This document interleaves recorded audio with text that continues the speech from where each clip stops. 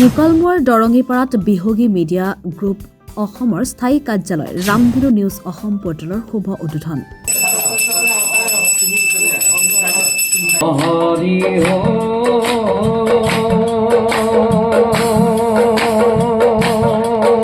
নলবাৰী জিলাৰ বৰক্ষেত্ৰী ৰাজচক্ৰৰ অন্তৰ্গত দৰঙীপাৰাত এক সামাজিক সাহিত্যিক আৰু সাংবাদিক সংস্থা বিহগী মিডিয়া গ্ৰুপ অসমৰ স্থায়ী কাৰ্যালয় ৰামধেনু নিউজ অসম ৱেব পৰ্টেলৰ আজি শুভ উদ্বোধন কৰা হয়।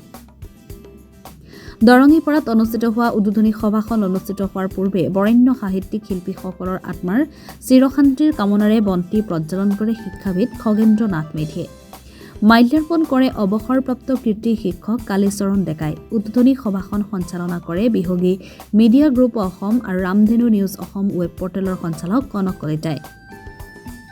সভাৰ উদ্দেশ্য ব্যাখ্যা কৰে বিহগী মিডিয়া গ্ৰুপ অসমৰ ৰামধেনু নিউজ অসম ৱেব পৰ্টেলৰ সম্পাদক দিলীপ বৰ্মনে।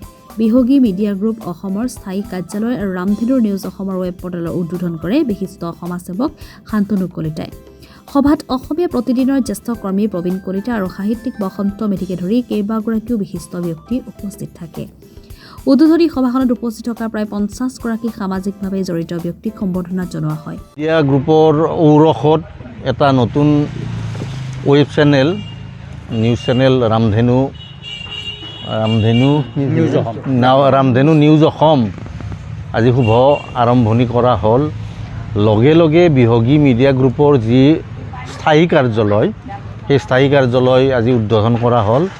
আজিৰ পৰা এই স্থায়ী কাৰ্যালয়ত বিহগী মিডিয়া গ্ৰুপৰ সকলো কাম কাজ চলিব আৰু আমাৰ সৌভাগ্য এই উদ্বোধন আমি নিজেই কৰিব পালোঁ আৰু তাৰ কাৰণে আমি এই বিহগী মিডিয়া গ্ৰুপৰ সঞ্চালক কনক কলিতা দেৱক আমি ধন্যবাদ জ্ঞাপন কৰিছোঁ। এটা কথা, কনক কলিতা দেৱে আজি সুদীৰ্ঘ 39 বছৰ ধৰি সংবাদ সেৱাৰ লগত জড়িত হৈ আছে আৰু বহু কষ্ট ত্যাগৰ বিনিময়ত বিহগী মিডিয়া গ্ৰুপৰ জৰিয়তে তেওঁ অঞ্চলটোত এটা সুস্থ বাতাবৰণ আৰু তেওঁৰ নিজৰো নাম কৰিবলৈ সক্ষম হৈছে।